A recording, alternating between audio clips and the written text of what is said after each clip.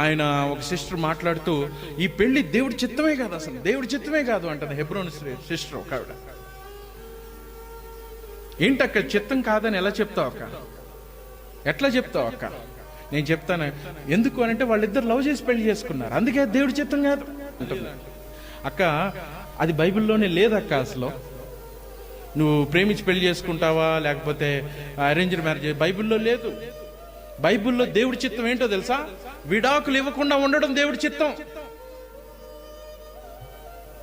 నువ్వు ఎలా పెళ్లి చేసుకుంటావు అన్నది కాదు, నువ్వు విడాకులు ఇవ్వకుండా ఉండడం దేవుడి చిత్తం. ఈ అమ్మగారు అలా అంటున్న అక్క ముగ్గురికి విడాకులు ఇచ్చి కూర్చుంది. ఆల్రెడీ ముగ్గురికి ఇచ్చింది ఆవిడ. అలాది దేవుడి చిత్తమైన మ్యారేజ్ కాదా? ఏముంది మరి దేవుడి చిత్తంలో? It's not easy. It is easy అనుకున్నారా? పరిశుద్ధంగా నడవడం, దేవుడి నామాన్ని నేను బట్టి బ్రతకడం ఇట్ ఈజ్ ఈజీ అనుకున్నారా? It is simple to throw the stones. రాళ్ళు వేయటం చాలా ఈజీ. నువ్వు బతికి చూడు, కట్నం తీసుకోకుండా పెళ్లి చేసుకో. It is a challenge. It is a challenge. I will challenge you. చేసుకోండి, కట్నం తీసుకోకుండా పెళ్లి చేసుకోండి.